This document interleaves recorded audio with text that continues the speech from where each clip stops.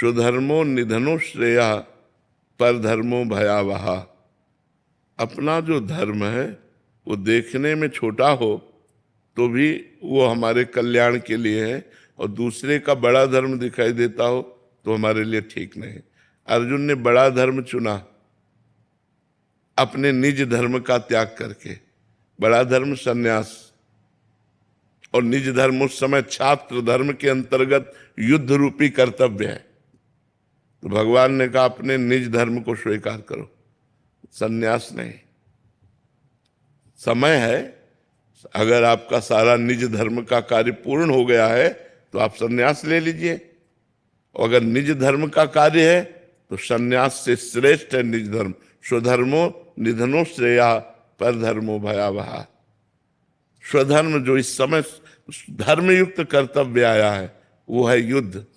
तो युद्ध का कार्य भगवान ने अर्जुन को करने को कहा, लेकिन कैसे कहा? भगवान ने कहा सर्वदा सर्वकालेषु माम निस्मर युद्ध च, मेरा स्मरण करते हुए युद्ध करो।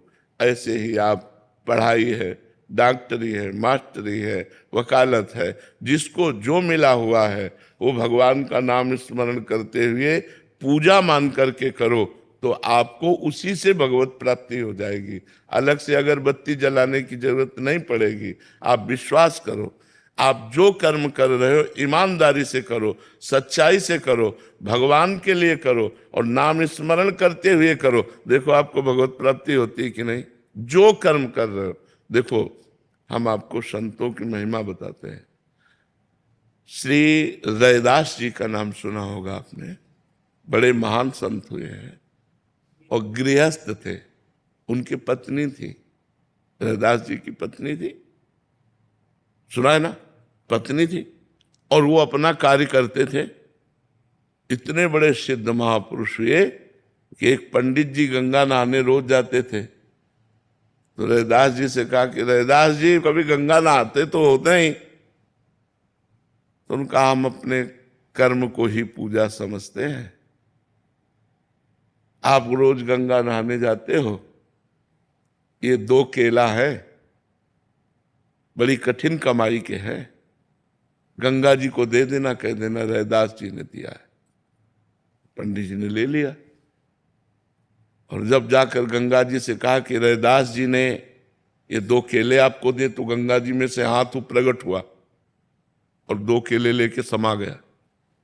फिर थोड़ी देर में हाथ प्रकट हुआ और आवाज आई कि स्वर्ण का जो कंगन है ये रैदास जी को हमारी तरफ से प्रसादी दे देना, गंगा जी ने। अब पंडित जी ने देखा आसपास तो कोई है नहीं, और इतना कीमती कंगन रैदास जी को कहां से। तो वो दूसरी गली से चले, तो खड़े हो गए रैदास जी के सामने जाके। जिस गली से चलते वापस, फिर वही रैदास जी के घर के सामने खड़े हो जाते। चमत्कार ये महापुरुष का कि गंगा जी ने कंगन दिया तो जिस गली से चलते घूम करके अपने घर के लिए वो पहुंच जाते रैदास जी के दरवाजे। आखिरकार रैदास जी के समीप गए और कहा केला दे दिया था। तो उन्होंने ऐसे कठौता में हाथ डाला और कहा हाँ हाँ दे दिया था। कठौता में केला उनको मिले, बोले हाँ दे दिया था।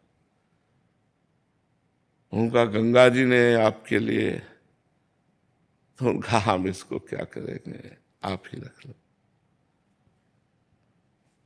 तो उन्होंने कहा कि ये तो धोवन है, इसमें आपने। तो उनको जानते हो क्या कहा था? सब कोई जानता है उनकी प्रसिद्धि इस बात की, मन चंगा कठौती में गंगा।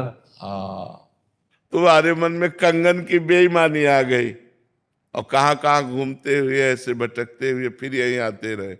मन चंगा तो कठौती। अपना कार्य करते हुए बड़े बड़े सिद्धों को उसी कठौते के जल से फेल कर दिया। बड़े बड़े सिद्धों, इतना चमत्कार था कठौते के जल में कि सब सिद्धियों का ज्ञान।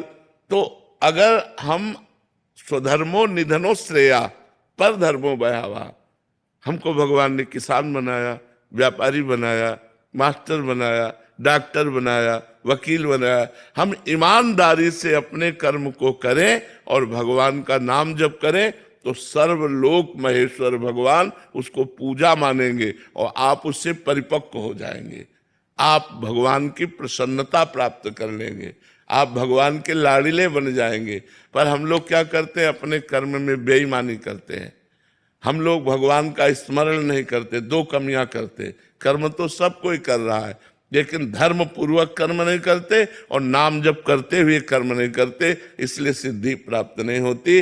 नहीं तो भगवान ने अर्जुन जी को कहा संन्यास लेने की आवश्यकता नहीं, इस समय युद्ध धर्म की आवश्यकता है। मामनुस्मर युद्ध च, मेरा स्मरण करते हुए युद्ध करो, यही तुम्हारे लिए परम धर्म है, यही तुम्हारे लिए स्वधर्म है, यही तुम्हारे लिए परम कर्तव्य